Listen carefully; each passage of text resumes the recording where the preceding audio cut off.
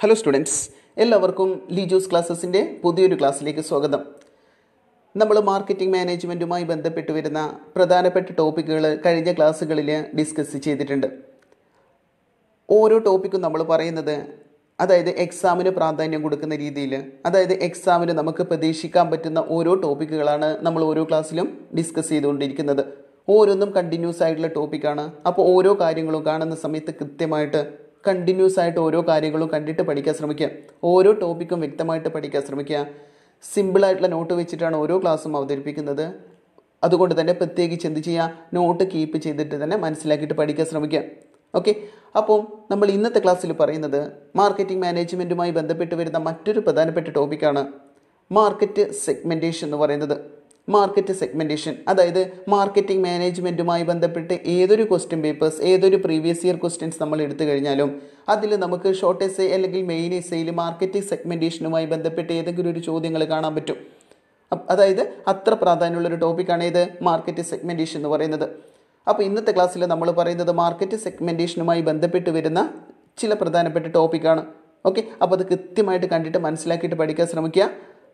Okay, അപ്പോൾ നമുക്ക് ക്ലാസ്സിലേക്ക് കിടക്കാം. മാർക്കറ്റ് സെഗ്മെൻറ്റേഷൻ എന്താണ്? മാർക്കറ്റ് സെഗ്മെൻറ്റേഷൻ എന്ന് പറഞ്ഞാൽ നമുക്കറിയാം, നമ്മൾ മാർക്കറ്റ് എന്താണെന്ന് പഠിച്ചിട്ടുണ്ട്, മാർക്കറ്റിംഗ് എന്താണെന്നൊക്കെ പഠിച്ചിട്ടുണ്ട് അല്ലേ. ഏതൊരു ബിസിനസ് സ്ഥാപനവും മാർക്കറ്റിങ്ങിലൂടെ ഉദ്ദേശിക്കുന്നത് എന്താണ്? അവരുടെ കസ്റ്റമേഴ്സിൻ്റെ ആഗ്രഹങ്ങൾ സാറ്റിസ്ഫൈഡ് ആക്കുക അല്ലേ. അവരുടെ കസ്റ്റമേഴ്സിൻ്റെ ആവശ്യങ്ങൾ സാറ്റിസ്ഫൈഡ് ആക്കുന്നതിലൂടെ ലാഭം ഉണ്ടാക്കിയെടുക്കുക എന്നുള്ളതാണ് ഏതൊരു ബിസിനസ് സ്ഥാപനവും എന്ത് ചെയ്യുന്നത്, ലക്ഷ്യമിടുന്നത്. അപ്പോൾ അങ്ങനെയുള്ള കസ്റ്റമേഴ്സിൻ്റെ ആഗ്രഹങ്ങൾ സാറ്റിസ്ഫൈഡ് ആകണമെങ്കിൽ അവർ ആഗ്രഹിക്കുന്ന തരത്തിലുള്ള പ്രോഡക്റ്റ് അവരിലെത്തിച്ചു കൊടുക്കാൻ കഴിയണം. നമ്മുടെ മാർക്കറ്റിൽ, അതായത് ഓരോ മാർക്കറ്റിലും വ്യത്യസ്ത തരം കസ്റ്റമേഴ്സാണ് അല്ലേ. അവരുടെ സാഹചര്യങ്ങൾക്കനുസരിച്ചിട്ട് അല്ലെങ്കിൽ ഓരോരുത്തരുടെയും സിറ്റുവേഷൻസോ കാര്യങ്ങളോ അനുസരിച്ചിട്ട് ഓരോ തരം പ്രോഡക്റ്റ് അല്ലെങ്കിൽ വ്യത്യസ്ത തരം പ്രോഡക്റ്റ് ആവശ്യമുള്ളവരായിരിക്കും നമ്മുടെ മാർക്കറ്റിൽ ഉണ്ടാവുക അല്ലേ. അതായത് വ്യത്യസ്ത കസ്റ്റമേഴ്സ്, വ്യത്യസ്ത ആഗ്രഹങ്ങളുള്ള കസ്റ്റമേഴ്സ് ആയിരിക്കും, വ്യത്യസ്ത ആവശ്യങ്ങളുള്ള കസ്റ്റമേഴ്സ് ആയിരിക്കും നമ്മുടെ മാർക്കറ്റിൽ ഉണ്ടാവുക. അപ്പോൾ അങ്ങനെയുള്ള വ്യത്യസ്ത ആവശ്യങ്ങളുള്ള കസ്റ്റമേഴ്സിനെ അല്ലെങ്കിൽ കസ്റ്റമേഴ്സിനെ സാറ്റിസ്ഫൈഡ് ആക്കാൻ ഒരു പ്രൊഡക്റ്റ് കൊണ്ടോ ഒരു മാർക്കറ്റിംഗ് തന്ത്രം കൊണ്ടോ ഒരു മാർക്കറ്റിംഗ് രീതി കൊണ്ടോ ഒരു ബിസിനസ് സ്ഥാപനത്തിന് കഴിയണമെന്നില്ല. അപ്പോൾ അങ്ങനെയുള്ള സാഹചര്യങ്ങളിൽ അവരെന്ത് ചെയ്യും? ഇങ്ങനെയുള്ള കൺസ്യൂമേഴ്സിനെ അല്ലെങ്കിൽ മാർക്കറ്റിനെ അതിൻ്റെ പ്രത്യേകതകൾക്കനുസരിച്ചിട്ട്, കൺസ്യൂമേഴ്സിൻ്റെ പ്രത്യേകതകൾക്കനുസരിച്ചിട്ട് അവരുടെ ആവശ്യങ്ങൾ, അവരുടെ മാറുന്ന ആവശ്യങ്ങൾക്കനുസരിച്ചിട്ട് എന്ത് ചെയ്യും? ഒരേ ഗ്രൂപ്പുകളാക്കിയിട്ട് തിരിക്കും. ഒരു മാർക്കറ്റിലെ കൺസ്യൂമേഴ്സിനെ എന്ത് ചെയ്യും? അവരുടെ ആവശ്യങ്ങൾക്കനുസരിച്ചിട്ട് അല്ലെങ്കിൽ അവരുടെ പ്രത്യേകതകൾക്കനുസരിച്ചിട്ട് എന്ത് ചെയ്യും? ഓരോ ഗ്രൂപ്പുകളാക്കിയിട്ട് അല്ലെങ്കിൽ ഓരോ സെഗ്മെൻറ്റുകളാക്കിയിട്ട് തിരിക്കും. അതിനെയാണ് നമ്മൾ എന്ത് പറയുക? മാർക്കറ്റ് സെഗ്മെൻറ്റേഷൻ എന്ന് പറയാം. അപ്പോൾ അങ്ങനെ മാർക്കറ്റിനെ സെഗ്മെൻ്റ് ആക്കുന്ന സമയത്ത് ഓരോ സെഗ്മെൻറ്റിലും അല്ലെങ്കിൽ ഓരോ ഗ്രൂപ്പുകളിലുമുള്ള കൺസ്യൂമേഴ്സിൻ്റെ ആവശ്യങ്ങൾക്കനുസരിച്ചുള്ള പ്രോഡക്റ്റ് അവർക്ക് എന്ത് ചെയ്യാൻ പറ്റും?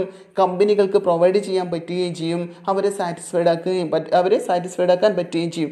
ഓക്കെ, അപ്പോൾ അതിന് വേണ്ടിയിട്ട് എന്ത് ചെയ്യും?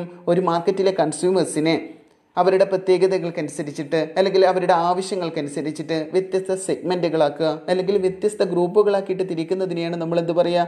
മാർക്കറ്റ് സെഗ്മെൻറ്റേഷൻ എന്ന് പറയുക. ഓക്കെ ആണല്ലോ. അപ്പോൾ ക്ലാസ് ശ്രദ്ധിക്കുക. Market segmentation. Market segmentation simply means dividing market or grouping of customers. അതായത് മാർക്കറ്റിനെ ഡിവൈഡ് ചെയ്യില്ല അല്ലെങ്കിൽ കസ്റ്റമേഴ്സിനെ ഗ്രൂപ്പുകളാക്കുന്നതിനെയാണ് നമ്മൾ എന്ത് പറയുക? മാർക്കറ്റ് സെഗ്മെൻറ്റേഷൻ എന്ന് പറയും.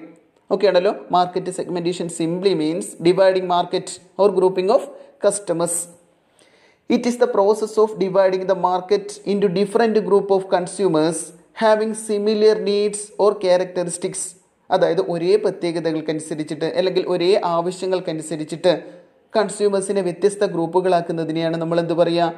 മാർക്കറ്റ് സെഗ്മെൻറ്റേഷൻ എന്ന് പറയാം. It is the process of dividing the market into different group of consumers having similar needs or characteristics. Companies divide the market or grouping the consumers on the basis of location, income, age, education, etc.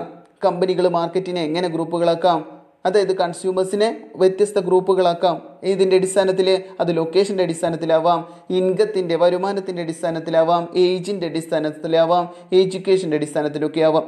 ഇങ്ങനെ കൺസ്യൂമേഴ്സിനെ വ്യത്യസ്ത ഗ്രൂപ്പുകളാക്കുക അല്ലെങ്കിൽ വ്യത്യസ്ത സെഗ്മെൻറ്റുകളാക്കുന്നതിനെയാണ് നമ്മൾ എന്ത് പറയുക? Market segmentation എന്ന് പറയാം. Okay ആണല്ലോ. ശ്രദ്ധിക്കുക ഒന്നുകൂടെ. Market segmentation simply means dividing market or grouping of customers It is the process of dividing the market into different groups of consumers having similar needs or characteristics. Companies divide the market or grouping the customers on the basis of location, income, age, education, etc. Okay ആണല്ലോ. അപ്പോൾ സിമ്പിളായിട്ട് നമുക്കിങ്ങനെ പറഞ്ഞു കൊടുക്കുക എന്താണ് market segmentation എന്ന് പറയുന്നത്. Okay ആണല്ലോ. നെക്സ്റ്റ് നമ്മൾ പറയുന്നത് ഇങ്ങനെയുള്ള മാർക്കറ്റ് സെഗ്മെൻറ്റേഷൻ്റെ പ്രാധാന്യം എന്തൊക്കെയാണ്, ഇമ്പോർട്ടൻസ് അല്ലെങ്കിൽ അഡ്വാൻറ്റേജസ് അല്ലെങ്കിൽ benefits of market segmentation. Market സെഗ്മെൻറ്റേഷൻ്റെ പ്രാധാന്യം അല്ലെങ്കിൽ അതിൻ്റെ ഗുണങ്ങൾ എന്തൊക്കെയാണെന്നൊക്കെ ചോദിച്ചിട്ടുണ്ടെങ്കിൽ അല്ലെങ്കിൽ അതിൻ്റെ ആവശ്യകതയൊക്കെ ചോദിച്ചോട്ടെ, എന്ത് ചോദിച്ചാലും നമുക്ക് ഈ കാര്യങ്ങൾ പറയാം. Importance, advantage or benefits of market segmentation. Okay ആണല്ലോ. പോയിന്റ് മാത്രമേ ഉൾപ്പെടുത്തിയിട്ടുള്ളൂ. അപ്പോൾ അത് പറയുന്നത് മനസ്സിലാക്കിയിട്ട് എന്ത് ചെയ്യാം, പഠിക്കാൻ ശ്രമിക്കാം. Okay, first one, increase sales volume. Increase sales volume അതായത് മാർക്കറ്റ് സെഗ്മെൻറ്റേഷൻ നടക്കുന്ന സമയത്ത് ഓരോ കസ്റ്റമേഴ്സിൻ്റെ ആവശ്യങ്ങൾക്കനുസരിച്ചുള്ള പ്രോഡക്റ്റ് കമ്പനികൾക്ക് എന്ത് ചെയ്യാൻ പറ്റും, പ്രൊവൈഡ് ചെയ്യാൻ പറ്റുകയും അതുവഴി എന്ത് ചെയ്യും, സെയിൽസ് വോളിയം കൂട്ടാൻ പറ്റുകയും ചെയ്യും. Okay, next helps to prepare effective marketing plan. അതായത് നല്ല രീതിയിലുള്ള മാർക്കറ്റിംഗ് പ്ലാൻ പ്രിപ്പയർ ചെയ്യാൻ ആർക്ക് കഴിയും, കമ്പനികൾക്ക് കഴിയും. അതായത് ഓരോ സെഗ്മെൻറ്റിനെ അടിസ്ഥാനമാക്കിയിട്ട്, മൊത്തത്തിലല്ല, ഓരോ സെഗ്മെൻറ്റിനെ അടിസ്ഥാനമാക്കിയുള്ള വ്യത്യസ്തമായിട്ടുള്ള മാർക്കറ്റിംഗ് പ്ലാനുകൾ രൂപീകരിക്കാൻ ആർക്ക് കഴിയും, കമ്പനികൾക്ക് സാധിക്കും. Next, enables to take decisions. അതായത് പ്രോപ്പറായിട്ടുള്ള ഡിസിഷൻസ് ഓരോ സെഗ്മെൻറ്റിനും ഓരോ മാർക്കറ്റിംഗ് ഗ്രൂപ്പിനും അടിസ്ഥാനമായിട്ടുള്ള ഡിസിഷൻസ് എടുക്കാൻ കമ്പനികൾക്ക് സാധിക്കും. Next, helps to understand the needs of consumers. അതായത് ഓരോ ഗ്രൂപ്പിലും ഓരോ സെഗ്മെൻറ്റിലുള്ള കൺസ്യൂമേഴ്സിൻ്റെ ആവശ്യങ്ങൾ, നീഡ്സ് വെവ്വേറെ അല്ലെങ്കിൽ നമുക്ക് ഓരോന്നും വെവ്വേറെ തിരിച്ചറിയാൻ ആർക്ക് കഴിയുന്നുണ്ട്.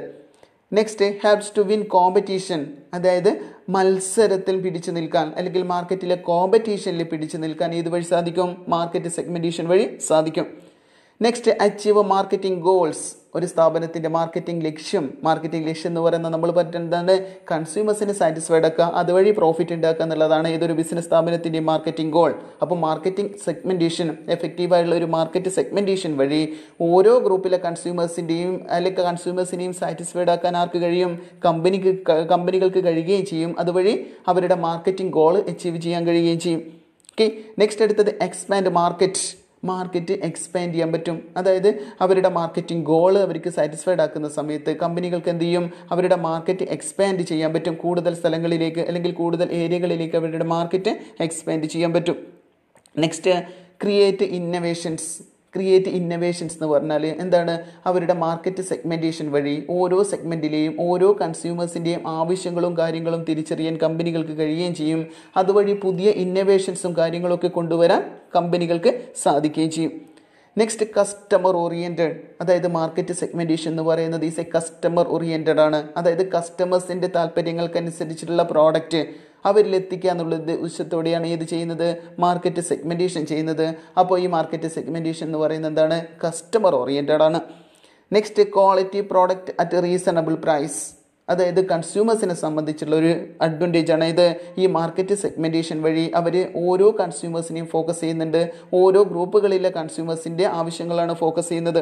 അപ്പോൾ അങ്ങനെയുള്ള കൺസ്യൂമേഴ്സിനെ മാർക്കറ്റിൽ നിലനിർത്തുക എന്നുള്ള ഉദ്ദേശത്തോടെ അവരെന്ത് ചെയ്യുന്നുണ്ട്, നല്ല പ്രോഡക്റ്റ് അവർക്ക് അപ്രോപ്രിയേറ്റ് ആയിട്ടുള്ള അല്ലെങ്കിൽ അവർക്ക് റീസണബിൾ ആയിട്ടുള്ള പ്രൈസിൽ എത്തിച്ചു കൊടുക്കാൻ കമ്പനികൾ ശ്രമിക്കുന്നു അല്ലെങ്കിൽ ശ്രദ്ധിക്കുന്നുണ്ട്. ഓക്കെ, അപ്പോൾ ഇതൊക്കെ എന്തിൻ്റെ അഡ്വാൻറ്റേജസ് ആണ്, മാർക്കറ്റ് സെഗ്മെൻറ്റേഷൻ്റെ അഡ്വാൻറ്റേജസ് അല്ലെങ്കിൽ ഇമ്പോർട്ടൻസ് അല്ലെങ്കിൽ ബെനിഫിറ്റ്സ്. ശ്രദ്ധിക്കുക, increase sales volume, helps to prepare effective marketing plan, enables to take decisions, helps to understand the needs of consumers, helps to win competition, achieve marketing goals, expand market, create innovations, customer oriented, quality product at reasonable price. Okay ആണല്ലോ. അപ്പോൾ ഓരോ പോയിന്റും മനസ്സിലാക്കിയിട്ട് പഠിക്കുക. അതായത് വെറുതെ ബൈഹായിട്ട് പഠിക്കട, എന്താണ് market segmentation, അതിൻ്റെ ഇമ്പോർട്ടൻസ് എന്താണെന്ന് ഓരോ പോയിന്റും എന്ത് ചെയ്യുക, മനസ്സിലാക്കിയിട്ട് പഠിക്കുക. ഓക്കെ ആണല്ലോ. നെക്സ്റ്റ് നമ്മൾ പറയുന്നത് പ്രധാനപ്പെട്ട മറ്റൊരു ടോപ്പിക്കാണ് ബേസസ് ഓഫ് മാർക്കറ്റ് സെഗ്മെൻറ്റേഷൻ. അതായത് മാർക്കറ്റ് സെഗ്മെൻറ്റേഷൻ്റെ ബേസസ് അല്ലെങ്കിൽ മെത്തേഡ്സ് ഓഫ് മാർക്കറ്റ് സെഗ്മെൻറ്റേഷൻ. എന്താണ് ബേസസ് ഓഫ് മാർക്കറ്റ് സെഗ്മെൻറ്റേഷൻ അല്ലെങ്കിൽ മെത്തേഡ്സ് ഓഫ് മാർക്കറ്റ് സെഗ്മെൻറ്റേഷൻ എന്ന് പറയുന്നത്? അതായത് മാർക്കറ്റ് സെഗ്മെൻറ്റേഷൻ എന്ന് പറയുന്നത് നമ്മൾ എന്ത് പറഞ്ഞിട്ടുണ്ട്, ഓരോ കൺസ്യൂമേഴ്സിൻ്റെ പ്രത്യേകതകൾക്കനുസരിച്ച് അല്ലെങ്കിൽ അവരുടെ ആവശ്യങ്ങൾക്കനുസരിച്ചിട്ട് മാർക്കറ്റിനെ ഡിവൈഡ് ചെയ്യുക എന്നുള്ളതാണ്. അപ്പോൾ എന്തിൻ്റെ അടിസ്ഥാനത്തിലാണ്, എന്ത് ബേസിലാണ് അവർ മാർക്കറ്റിനെ സെഗ്മെൻറ്റുകളാക്കുന്നത് അല്ലെങ്കിൽ കസ്റ്റമേഴ്സിനെ ഗ്രൂപ്പുകളാക്കുന്നത്? ഓക്കെ, അതിനെയാണ് നമ്മളിത് പറയുക ബേസിസ് ഓഫ് മാർക്കറ്റ് സെഗ്മെൻറ്റേഷൻ അല്ലെങ്കിൽ മെത്തേഡ്സ് ഓഫ് സെഗ്മെൻറ്റേഷൻ എന്ന് പറയാം. ഓക്കെ ആണല്ലോ, ശ്രദ്ധിക്കാം. Market can be segmented in a number of ways. മാർക്കറ്റിനെ നമ്മൾ സെഗ്മെൻറ്റ് ചെയ്യുന്നു അല്ലെങ്കിൽ കമ്പനികൾ പല രീതിയിൽ സെഗ്മെൻറ്റ് ചെയ്യുന്നുണ്ട്. All bases of segmentation can be broadly classified into 4. അങ്ങനെയുള്ള ഓരോ ബേസസും അല്ലെങ്കിൽ സെഗ്മെൻറ്റ് ചെയ്യുന്നതിനുള്ള ഓരോ മെത്തേഡ്സിനെയും നമ്മൾ അല്ലെങ്കിൽ എല്ലാ മെത്തേഡ്സിനെയും നമ്മൾ പ്രധാനമായിട്ട് എന്ത് ചെയ്യുന്നുണ്ട്, 4 തരംതിരിക്കുന്നുണ്ട്. All bases of segmentation can be broadly classified into 4. First one demographic segmentation, 2 geographic segmentation, 3 behavioural segmentation, 4 psychographic segmentation. Okay, അപ്പോൾ മെത്തേഡ്സ് ഓഫ് സെഗ്മെൻറ്റേഷൻ അല്ലെങ്കിൽ ബേസസ് ഓഫ് മാർക്കറ്റ് സെഗ്മെൻറ്റേഷൻ പ്രധാനമായിട്ടും 4 രീതിയിലാണ്. 1 demographic segmentation, 2 geographic segmentation, 3 behavioural segmentation, 4 psychographic segmentation. Okay ആണല്ലോ. അപ്പോൾ methods അല്ലെങ്കിൽ bases of segmentation എന്ന് പറയുമ്പോൾ 4 ഓർമ്മിക്കുക. Demographic segmentation, geographic segmentation, behavioural segmentation, psychographic segmentation. Okay ആണല്ലോ. ഇനി ഓരോന്നും നമുക്ക് നോക്കാം. എന്താണ് ഡെമോഗ്രാഫിക് സെഗ്മെൻറ്റേഷൻ? ശ്രദ്ധിക്കുക. In demographic segmentation, the market is segmented on the basis of demographic variables or characteristics such as age, sex, income, family size, occupation, etc. അതായത് demographic segmentation എന്താ ചെയ്യുന്നത്? The market is segmented on the basis of demographic variables or characteristics. അതായത് ജനസംഖ്യാപരമായിട്ടുള്ള പ്രത്യേകതകൾക്കനുസരിച്ചിട്ട് ഒരു മാർക്കറ്റിനെ അല്ലെങ്കിൽ കസ്റ്റമേഴ്സിനെ ഗ്രൂപ്പുകളാക്കുന്നതിനെയാണ് നമ്മൾ എന്ത് പറയുക, ഡെമോഗ്രാഫിക് സെഗ്മെൻറ്റേഷൻ എന്ന് പറയാം. അതായത് അവരുടെ ഏജിനനുസരിച്ചിട്ട്, അവരുടെ സെക്സിന് അതായത് ജെൻഡറിൻ്റെ അടിസ്ഥാനത്തിൽ, ഇൻകത്തിൻ്റെ അടിസ്ഥാനത്തിൽ, ഫാമിലി സൈസിൻ്റെ അടിസ്ഥാനത്തിൽ, അവരുടെ തൊഴിലിനനുസരിച്ചിട്ടൊക്കെ മാർക്കറ്റിനെ സെഗ്മെൻറ്റുകളാക്കുന്നതിനെ ഗ്രൂപ്പുകളാക്കുന്നതിനെയാണ് നമ്മൾ എന്ത് പറയുക, ഡെമോഗ്രാഫിക് എന്ന് വെച്ചാൽ ജനസംഖ്യാപരമായിട്ടുള്ള പ്രത്യേകതകൾക്കനുസരിച്ചിട്ട് അവരെ എന്ത് ചെയ്യുക, ഗ്രൂപ്പുകളാക്കുന്നതിനെയാണ് നമ്മൾ ഡെമോഗ്രാഫിക് സെഗ്മെൻറ്റേഷൻ എന്ന് പറയാം. അതായത് in demographic segmentation the market is segmented on the basis of demographic variables or characteristics such as age, sex, income, family size, occupation, etc. Some of the demographic variables used for segmenting the market സെഗ്മെൻറ്റിന് ഉപയോഗിക്കുന്ന demographic variables ഏതൊക്കെയാണെന്ന് നമുക്ക് point മാത്രമേ പറയുന്നുള്ളൂ. essay question ഒക്കെ ആണെങ്കിൽ എന്ത് ചെയ്യുക, ഓരോന്നിനും നിങ്ങളുടേതായിട്ടുള്ള രീതിയിൽ മനസ്സിലാക്കിയിട്ട് എന്ത് ചെയ്യുക, എക്സ്പ്ലനേഷൻ കൂടെ കൊടുക്കുക. Okay, first one age. അതായത് ഏജിൻ്റെ അടിസ്ഥാനത്തിൽ മാർക്കറ്റിനെ സെഗ്മെൻ്റ് ആക്കുക. അതായത് ഓരോ ഏജ് ഗ്രൂപ്പിനെന്ന് പറയുന്നത് അവരുടെ ആവശ്യങ്ങളും എന്ത് ചെയ്യും, വ്യത്യസ്തമായിരിക്കും അല്ലേ. ഓരോ ഏജ് ഗ്രൂപ്പിനും ആവശ്യമായുള്ള പ്രൊഡക്ട്സും കാര്യങ്ങളും എന്തൊക്കെയായിരിക്കും, വ്യത്യസ്തമായിരിക്കും. അപ്പോൾ അതിൻ്റെ അടിസ്ഥാനത്തിൽ എന്ത് ചെയ്യുക, ഓരോ ഏജ് ഗ്രൂപ്പിനെ എന്ത് ചെയ്യുക, വ്യത്യസ്ത സെഗ്മെൻറ്റുകളാക്കിയിട്ട് തിരിക്കുക. നെക്സ്റ്റ് സെക്സ് എന്ന് വെച്ചാൽ ജെൻഡർ, അതായത് മെയിൽ ഓർ ഫീമെയിൽ, അതായത് മെയിൽ ഫീമെയിലിനും ആവശ്യമായിട്ടുള്ള പ്രോഡക്ട്സും കാര്യങ്ങളും എന്താണ്, വ്യത്യസ്തമാണ്. അവരുടെ ആവശ്യങ്ങൾ വ്യത്യസ്തമായിരിക്കും. ഓക്കെ, അതിനനുസരിച്ചിട്ട് മാർക്കറ്റിനെ എന്ത് ചെയ്യുക, സെഗ്മെൻറ്റ് ചെയ്യുക അല്ലെങ്കിൽ ഡിവൈഡ് ചെയ്യുക. ഫാമിലി ലൈഫ് സൈക്കിൾ അതായത് നമ്മുടെ ജീവിതഘട്ടത്തിന് അനുസരിച്ചിട്ട്, അതായത് നമ്മൾ ചൈൽഡായിരിക്കുന്ന സമയത്ത് നമ്മുടെ ആവശ്യങ്ങളൊന്നായിരിക്കും, നമ്മൾ മുതിർന്ന വരുന്ന സമയത്ത് നമ്മുടെ ആവശ്യങ്ങൾ മാറും, നമ്മൾ മാരീഡ് ആവുന്ന സമയത്ത് നമ്മുടെ ആവശ്യങ്ങൾ വേറെ ആയിരിക്കും. അങ്ങനെയുള്ളതിൻ്റെ അടിസ്ഥാനത്തിൽ എന്ത് ചെയ്യുക, കസ്റ്റമേഴ്സിനെ അല്ലെങ്കിൽ മാർക്കറ്റിനെ സെഗ്മെൻറ്റുകളാക്കുക. പിന്നെ അടുത്തത് ഇൻകം, വരുമാനത്തിൻ്റെ അടിസ്ഥാനത്തിൽ എന്ത് ചെയ്യുക, മാർക്കറ്റിനെ ഓരോ ഇൻകം ഗ്രൂപ്പ്, അതായത് ഇത്ര മുതൽ ഇത്ര വരെയുള്ള ഇൻകം ഗ്രൂപ്പ് അല്ലെങ്കിൽ ഹൈ ലെവൽ ഇൻകം ഉള്ളത്, അങ്ങനെ വ്യത്യസ്ത ഇൻകം ഗ്രൂപ്പുകളാക്കിയിട്ട് തിരിക്കുന്നതിനെ അല്ലെങ്കിൽ മാർക്കറ്റിനെ സെഗ്മെൻറ്റ് ചെയ്യുന്നതിനെയാണ് നമ്മൾ എന്ത് പറയുക, ഇൻകത്തിൻ്റെ അടിസ്ഥാനത്തിൽ സെഗ്മെൻറ്റ് ചെയ്യുക എന്ന് പറയാം. നെക്സ്റ്റ് അടുത്തത് ഒക്യുപ്പേഷൻ, തൊഴിലിൻ്റെ അടിസ്ഥാനത്തിൽ അല്ലേ. അതായത് വൈറ്റ് കോളർ ജോബ്, അതായത് നല്ല സ്റ്റാറ്റസ് ജോബ് ചെയ്യുന്നവരുണ്ട്, അതായത് അത് താഴ്ന്ന ലെവലിൽ ജോലി ചെയ്യുന്നവരുണ്ട്, പ്രൊഫഷണൽ ജോലി ചെയ്യുന്നവരുണ്ട്. അങ്ങനെയുള്ള ഓരോ ഒക്യുപ്പേഷൻ്റെ അടിസ്ഥാനത്തിൽ എന്ത് ചെയ്യുക, മാർക്കറ്റിനെ അല്ലെങ്കിൽ കസ്റ്റമേഴ്സിനെ സെഗ്മെൻ്റ് ആക്കുക, ഗ്രൂപ്പുകളാക്കുക. നെക്സ്റ്റ് ഫാമിലി സൈസിൻ്റെ അടിസ്ഥാനത്തിൽ, അതായത് സിംഗിൾ ഫാമിലി ഉണ്ട്, അതായത് 2 മെമ്പർ ഫാമിലി ഉണ്ട്, 3 മെമ്പർ ഫാമിലി ഉണ്ട്, 4 മെമ്പർ ഫാമിലി ഉണ്ട്. അങ്ങനെയുള്ള ഫാമിലി സൈസിനനുസരിച്ചിട്ട് അല്ലേ, അതായത് ഫാമിലി സൈസിനനുസരിച്ചിട്ട് അവരുടെ ആവശ്യങ്ങൾക്കുള്ള പ്രോഡക്ട്സിൻ്റെ ആവശ്യങ്ങൾ എന്ത് വരും, ചിലപ്പോൾ കൂടി വരും അല്ലേ. അപ്പോൾ അങ്ങനെയുള്ള ഫാമിലി സൈസിനനുസരിച്ചിട്ട് എന്ത് ചെയ്യുക, കസ്റ്റമേഴ്സിനെ അല്ലെങ്കിൽ മാർക്കറ്റിനെ ഡിവൈഡ് ചെയ്യുക അല്ലെങ്കിൽ സെഗ്മെൻറ്റുകളാക്കുക. നെക്സ്റ്റ് എഡ്യൂക്കേഷൻ്റെ അടിസ്ഥാനത്തിൽ, അതായത് എഡ്യൂക്കേഷൻ്റെ അടിസ്ഥാനത്തിൽ എന്ത് ചെയ്യുക, നമ്മുടെ കസ്റ്റമേഴ്സിനെ അല്ലെങ്കിൽ മാർക്കറ്റിനെ സെഗ്മെൻറ്റുകളാക്കുക അല്ലെങ്കിൽ ഡിവൈഡ് ചെയ്യുക. ഓക്കെ, അപ്പോൾ ഇത്രയും കാര്യങ്ങളാണ് ഇതിൽ വരിക, ഡെമോഗ്രാഫിക് സെഗ്മെൻറ്റേഷനിൽ വരിക.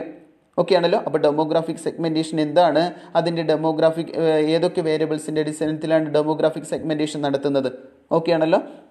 നെക്സ്റ്റ് അടുത്തതാണ് ജോഗ്രഫിക് സെഗ്മെൻറ്റേഷൻ. ജോഗ്രഫിക് സെഗ്മെൻറ്റേഷൻ എന്ന് പറഞ്ഞാൽ ശ്രദ്ധിക്കുക, ഇൻ ജോഗ്രഫിക്കൽ സെഗ്മെൻറ്റേഷൻ അല്ലെങ്കിൽ geographic segmentation customers are grouped according to their geographical location. കൺസ്യൂമേഴ്സിനെ അവരുടെ ജോഗ്രഫിക്കൽ ലൊക്കേഷൻ്റെ അടിസ്ഥാനത്തിൽ, അവരുടെ ഏരിയയുടെ അടിസ്ഥാനത്തിൽ, അവരെവിടെയാണോ താമസിക്കുന്നത് എന്നൊക്കെ എന്നതിൻ്റെ അടിസ്ഥാനത്തിൽ എന്ത് ചെയ്യുക, ഗ്രൂപ്പുകളാക്കുന്നതിനെയാണ് നമ്മൾ ജോഗ്രഫിക് സെഗ്മെൻറ്റേഷൻ എന്ന് പറയാം. Consumers R classified on the basis of, അതായത് ജോഗ്രഫിക് സെഗ്മെൻറ്റേഷനിൽ കൺസ്യൂമേഴ്സിനെ എന്തിൻ്റെ അടിസ്ഥാനത്തിലാണ് ക്ലാസിഫൈഡ് ചെയ്യുന്നത്, ഒന്ന് ഏരിയ, അവർ ഏത് ഏരിയയിലാണോ താമസിക്കുന്നത്, അതായത് കൺട്രിയുടെ അടിസ്ഥാനത്തിൽ, അല്ലെങ്കിൽ അതായത് ഏത് രാജ്യത്താണോ, അല്ലെങ്കിൽ ഏത് സംസ്ഥാനത്താണോ, ഏത് ജോഗ്രഫിക്കൽ ഏരിയയിലാണോ, അല്ലെങ്കിൽ ഏത് ജില്ലയിലാണോ എന്നതിൻ്റെ അടിസ്ഥാനത്തിൽ കൺസ്യൂമേഴ്സിനെ എന്ത് ചെയ്യുക, ഗ്രൂപ്പുകളാക്കുന്നതിനെയാണ് ഇത് പറയുക, ഏരിയയുടെ അടിസ്ഥാനത്തിൽ സെഗ്മെൻറ്റ് ചെയ്യുക എന്ന് പറയാം. നെക്സ്റ്റ് അടുത്തത് ക്ലൈമറ്റിൻ്റെ അടിസ്ഥാനത്തിൽ, അതായത് ഓരോ ഏരിയയിലും അവർ താമസിക്കുന്ന ഓരോ ഏരിയയിലും എന്താണ് വ്യത്യസ്ത ക്ലൈമറ്റുകളായിരിക്കും.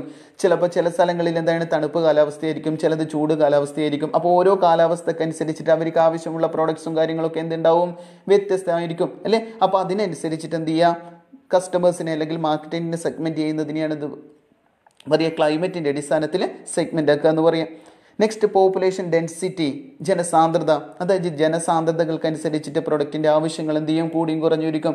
ജനസാന്ദ്രത കൂടുതലുള്ള സ്ഥലങ്ങളാണെങ്കിൽ അവിടെ എന്ത് ചെയ്യും, അവർക്ക് കൂടുതൽ പ്രൊഡക്റ്റ് ആവശ്യമായിട്ട് വരും അല്ലേ. അപ്പോൾ അങ്ങനെയുള്ള ജനസാന്ദ്രതയുടെ അടിസ്ഥാനത്തിൽ മാർക്കറ്റിന് സെഗ്മെൻറ്റുകളാക്കുക അല്ലെങ്കിൽ കൺസ്യൂമേഴ്സിന് ഗ്രൂപ്പുകളാക്കുന്നതിനെയാണ് പോപ്പുലേഷൻ ഡെൻസിറ്റിയുടെ അടിസ്ഥാനത്തിൽ സെഗ്മെൻറ്റ് ചെയ്യുക എന്ന് പറയും. ഓക്കെ ആണല്ലോ. അപ്പം ജോഗ്രഫിക് സെഗ്മെൻറ്റേഷൻ എന്താണെന്നറിയാം. ജോഗ്രഫിക് സെഗ്മെൻറ്റേഷനിൽ കൺസ്യൂമേഴ്സിനെ അല്ലെങ്കിൽ മാർക്കറ്റിനെ സെഗ്മെൻറ്റ് ചെയ്യുന്നത് ഏതിൻ്റെ അടിസ്ഥാനത്തിലാണ്, area, climate and population density. Okay ആണല്ലോ. നെക്സ്റ്റ് അടുത്തതാണ് ബിഹേവിയറൽ സെഗ്മെൻറ്റേഷൻ. ബിഹേവിയറൽ സെഗ്മെൻറ്റേഷൻ ശ്രദ്ധിക്കുക, in behavioural segmentation market is segmented on the basis of behaviour of the consumers. കൺസ്യൂമേഴ്സിൻ്റെ ബിഹേവിയർസിൻ്റെ അടിസ്ഥാനത്തിൽ, ഓരോ പ്രൊഡക്റ്റിനോടും അവരുടെ താല്പര്യത്തിൻ്റെ അടിസ്ഥാനത്തിൽ, അല്ലെങ്കിൽ അവരുടെ സ്വഭാവത്തിൻ്റെ അടിസ്ഥാനത്തിൽ, അവരുടെ ആറ്റിറ്റ്യൂഡിൻ്റെ അടിസ്ഥാനത്തിൽ നമ്മൾ മാർക്കറ്റിനെ അല്ലെങ്കിൽ കൺസ്യൂമേഴ്സിനെ ഡിവൈഡ് ചെയ്യുന്നതിനെയാണ് ഇത് പറയുക ബിഹേവിയറൽ സെഗ്മെൻറ്റേഷൻ എന്ന് പറയാം. That is, consumers are divided into groups on the basis of attitude, use of the product, response to product, etc. അതായത് കൺസ്യൂമേഴ്സിനെ എങ്ങനെ ഡിവൈഡ് ചെയ്യുക, അവരുടെ ബിഹേവിയർ എന്ന് പറഞ്ഞിട്ട്, ബിഹേവിയർ എന്ന് പറയുന്നത് എന്താണ്, അവരുടെ ആറ്റിറ്റ്യൂഡ്, ആ പ്രൊഡക്റ്റിനോടുള്ള അവരുടെ ആറ്റിറ്റ്യൂഡ്, അവരെങ്ങനെ അതിനെ ഉപയോഗിക്കുന്നു, എന്തിനു വേണ്ടി ഉപയോഗിക്കുന്നു, use of the product, response to product, ആ പ്രൊഡക്റ്റിനോടുള്ള റെസ്പോൺസ് എന്നതിൻ്റെ അടിസ്ഥാനത്തിലൊക്കെ എന്ത് ചെയ്യുക, കൺസ്യൂമേഴ്സിനെ അല്ലെങ്കിൽ മാർക്കറ്റിനെ സെഗ്മെൻറ്റ് ചെയ്യുന്നതിനെയാണ് ബിഹേവിയറൽ സെഗ്മെൻറ്റേഷൻ എന്ന് പറയും. ഓക്കെ ആണല്ലോ. The market is segmented on the basis of the following factors. അതായത് ബിഹേവിയറൽ സെഗ്മെൻറ്റേഷനിൽ മാർക്കറ്റിനെ സെഗ്മെൻറ്റ് ചെയ്യുന്നത് എന്താണ്, നമ്മൾ ചില ഫാക്ടേഴ്സിൻ്റെ അടിസ്ഥാനത്തിലാണ്. ഒന്ന് ആറ്റിറ്റ്യൂഡ്, കൺസ്യൂമേഴ്സിൻ്റെ പ്രൊഡക്റ്റിനോടുള്ള ആറ്റിറ്റ്യൂഡ് അനുസരിച്ചിട്ട് കൺസ്യൂമേഴ്സിനെ എന്ത് ചെയ്യുന്നു, ഗ്രൂപ്പുകളാക്കുന്നു. പ്രൊഡക്റ്റ് സെഗ്മെൻറ്റേഷൻ, പ്രൊഡക്റ്റ് സെഗ്മെൻറ്റേഷൻ എന്ന് പറയുന്നത് ഓരോ പ്രൊഡക്റ്റും കൺസ്യൂമേഴ്സിന് ഏതൊക്കെ തരത്തിലുള്ള പ്രത്യേകതകളാണ് പ്രൊവൈഡ് ചെയ്യുന്നത് എന്നതിൻ്റെ അടിസ്ഥാനത്തിൽ എന്ത് ചെയ്യുന്നു, കൺസ്യൂമേഴ്സിനെ എന്ത് ചെയ്യുന്നു, സെഗ്മെൻ്റ് ആക്കുന്നു അല്ലെങ്കിൽ മാർക്കറ്റിനെ ഗ്രൂപ്പുകളാക്കുന്നു. Next occasion segmentation. Occasion segmentation എന്ന് പറയുന്നത് ഓരോ കൺസ്യൂമേഴ്സും ഓരോ ഒക്കേഷനിൽ അല്ലെങ്കിൽ ഓരോ സിറ്റുവേഷനിൽ വ്യത്യസ്ത പ്രൊഡക്റ്റുകളായിരിക്കും അല്ലെങ്കിൽ ആവശ്യപ്പെടുന്നത് അല്ലെങ്കിൽ അവരാഗ്രഹിക്കുന്നത്. അപ്പോൾ അങ്ങനെയുള്ള ഓരോ കൺസ്യൂമേഴ്സും ഓരോ ഒക്കേഷനിൽ അവർ ആഗ്രഹിക്കുന്ന അല്ലെങ്കിൽ അവർക്ക് ആവശ്യമുള്ള പ്രൊഡക്റ്റിനനുസരിച്ചിട്ട് എന്ത് ചെയ്യാം, മാർക്കറ്റിനെ ഗ്രൂപ്പുകളാക്കുക അല്ലെങ്കിൽ കൺസ്യൂമേഴ്സിനെ സെഗ്മെൻറ്റ് ചെയ്യുന്നതിനെയാണ് നമ്മൾ എന്താ പറയുക ഒക്കേഷൻ സെഗ്മെൻറ്റേഷൻ എന്ന് പറയാം. Next benefit segmentation. Benefit segmentation എന്ന് വെച്ചാൽ ഓരോ പ്രൊഡക്റ്റും കൺസ്യൂമേഴ്സിന് പ്രൊവൈഡ് ചെയ്യുന്നത് വ്യത്യസ്ത ബെനിഫിറ്റ് ആയിരിക്കും. അപ്പോൾ ഈ കൺസ്യൂമേഴ്സ് ഓരോ പ്രൊഡക്റ്റിൽ നിന്നും പ്രതീക്ഷിക്കുന്ന ബെനിഫിറ്റിൻ്റെ അടിസ്ഥാനത്തിൽ, ഓരോ കൺസ്യൂമേഴ്സും ഒരു പ്രൊഡക്റ്റിൽ നിന്ന് പ്രതീക്ഷിക്കുന്ന ബെനിഫിറ്റിൻ്റെ അടിസ്ഥാനത്തിൽ എന്ത് ചെയ്യാം, കൺസ്യൂമേഴ്സിനെ ഗ്രൂപ്പുകളാക്കുക അല്ലെങ്കിൽ മാർക്കറ്റിനെ സെഗ്മെൻ്റ് ആക്കുന്നതിനെയാണ് ബെനിഫിറ്റ് സെഗ്മെൻറ്റേഷൻ എന്ന് പറയാം. Next volume segmentation. Volume segmentation എന്ന് പറയുന്നത് എന്താണ്, വോളിയത്തിൻ്റെ അടിസ്ഥാനത്തിൽ അല്ലെങ്കിൽ കൺസ്യൂമേഴ്സ് വാങ്ങുന്ന പ്രൊഡക്റ്റിൻ്റെ ക്വാണ്ടിറ്റിക്ക് അനുസരിച്ചിട്ട് കൺസ്യൂമേഴ്സിന് എന്ത് ചെയ്യുക, ഗ്രൂപ്പുകളാക്കുക അല്ലേ. അതായത് കൂടുതൽ ക്വാണ്ടിറ്റി വാങ്ങുന്നവരുണ്ടാവും, കുറച്ച് ക്വാണ്ടിറ്റി വാങ്ങുന്നവരുണ്ടാവും. അപ്പോൾ അതിൻ്റെ അടിസ്ഥാനത്തിൽ എന്ത് ചെയ്യുക, കൺസ്യൂമേഴ്സിനെ ഗ്രൂപ്പുകളാക്കുക അല്ലെങ്കിൽ മാർക്കറ്റിനെ സെഗ്മെൻറ്റിനാക്കുന്നതിനാണ് നമ്മൾ എന്ത് പറയുക ബിഹേവിയറൽ വോളിയം സെഗ്മെൻറ്റേഷൻ എന്ന് പറയാം. ഓക്കെ ആണല്ലോ. അപ്പം ബിഹേവിയറൽ സെഗ്മെൻറ്റേഷൻ എന്ന് പറഞ്ഞാൽ മാർക്കറ്റിനെ സെഗ്മെൻ്റ് ആക്കുക അല്ലെങ്കിൽ കൺസ്യൂമേഴ്സിനെ ഗ്രൂപ്പുകളാക്കുക എന്തിൻ്റെ അടിസ്ഥാനത്തിൽ, അവരുടെ ബിഹേവിയറിൻ്റെ അടിസ്ഥാനത്തിൽ.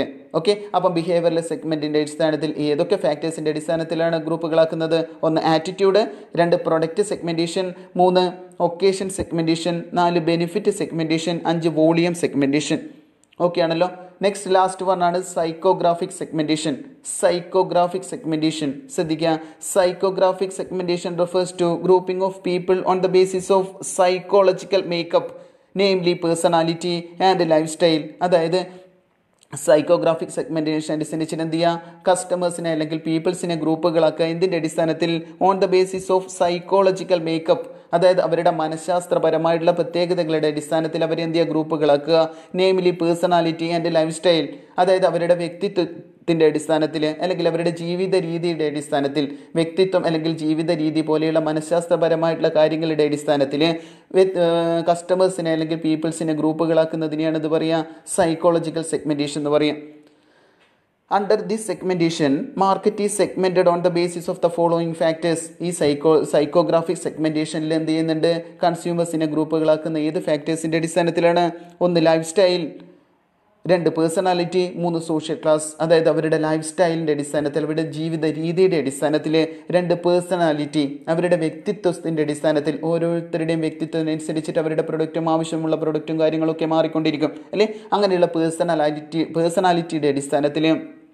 പിന്നെ സോഷ്യൽ ക്ലാസ് അല്ലേ. സോഷ്യൽ ക്ലാസ് എന്ന് പറയുന്നത് സോഷ്യൽ ക്ലാസ് നിർണ്ണയിക്കുക. അതായത് സോഷ്യൽ ക്ലാസ് എന്ന് പറയുന്നത് എന്താണ്? ഹൈ ക്ലാസ് ഉണ്ട്, മിഡിൽ ക്ലാസ് ഉണ്ട്, ലോവർ ക്ലാസ് ഉണ്ട്. അതായത് അവരുടെ ഇൻകത്തിൻ്റെ അടിസ്ഥാനത്തിൽ അല്ലെങ്കിൽ അവരുടെ വരുമാനത്തിൻ്റെ അടിസ്ഥാനത്തിൽ, എഡ്യൂക്കേഷൻ്റെ അടിസ്ഥാനത്തിലൊക്കെയാണ് എന്ത് ചെയ്യുക, സോഷ്യൽ ക്ലാസ് നിർണ്ണയിക്കുക. അപ്പോൾ അങ്ങനെയുള്ള ഓരോ ക്ലാസ്സിലും അല്ലെങ്കിൽ ഓരോ സോഷ്യൽ ക്ലാസ്സിലും ഉൾപ്പെട്ടിരിക്കുന്നവരുടെ ആവശ്യങ്ങളും ആഗ്രഹങ്ങളും ഒക്കെ എന്താണ്, വ്യത്യാസപ്പെട്ടിരിക്കും. ഓക്കെ, അതിനടിസ്ഥാനത്തിൽ അങ്ങനെയുള്ള സോഷ്യൽ ക്ലാസിൻ്റെ അടിസ്ഥാനത്തിൽ എന്ത് ചെയ്യുക, കസ്റ്റമേഴ്സിനെ ഗ്രൂപ്പുകളാക്കുക അല്ലെങ്കിൽ മാർക്കറ്റിനെ സെഗ്മെൻറ്റ് ചെയ്യുന്നതിനെയാണ് സോഷ്യൽ ക്ലാസിൻ്റെ അടിസ്ഥാനത്തിലുള്ള സെഗ്മെൻറ്റേഷൻ എന്ന് പറയാം. ഓക്കെ, അപ്പോൾ സൈക്കോഗ്രാഫിക് സെഗ്മെൻറ്റേഷൻ പറഞ്ഞു. സൈക്കോഗ്രാഫിക് സെഗ്മെൻറ്റേഷനിലെ ഗ്രൂപ്പുകളാക്കുന്നതിൻ്റെ ഫാക്ടേഴ്സ് ഏതൊക്കെയാണ്? Life style, personality and social class. Okay ആണല്ലോ. അപ്പോൾ ശ്രദ്ധിക്കുക, നമ്മൾ പറഞ്ഞത് എന്താണ് പറഞ്ഞത്? മാർക്കറ്റ് സെഗ്മെൻറ്റേഷൻ എന്താണെന്ന് പറഞ്ഞു. മാർക്കറ്റ് സെഗ്മെൻറ്റേഷൻ്റെ ഇമ്പോർട്ടൻസ് പറഞ്ഞിട്ടുണ്ട്. അതേപോലെ തന്നെ bases of market segmentation important ടോപ്പിക്കാണ്. Demographic segmentation, geographic segmentation, behavioural segmentation, psychographic segmentation, ഓരോന്നും എന്താണെന്നും അതിൽ വരുന്ന ഫാക്ടേഴ്സും ഓരോന്നും ഏത് ഫാക്ടേഴ്സിൻ്റെ അടിസ്ഥാനത്തിലാണ് ഗ്രൂപ്പുകളാക്കുന്നത് അല്ലെങ്കിൽ സെഗ്മെൻറ്റുകളാക്കുന്നതെന്ന് കൃത്യമായിട്ട് പഠിച്ചു വെക്കുക. ഓക്കെ ആണല്ലോ. അപ്പോൾ ഓരോ കാര്യവും മനസ്സിലാക്കിയിട്ട് പഠിക്കുക, ശ്രദ്ധിച്ച് പഠിക്കാൻ ശ്രമിക്കുക. ഓക്കെ, അപ്പോൾ മറ്റൊരു ക്ലാസ്സുമായിട്ട് നമുക്ക് വീണ്ടും കാണാം. അതുവരേക്കും ബൈ.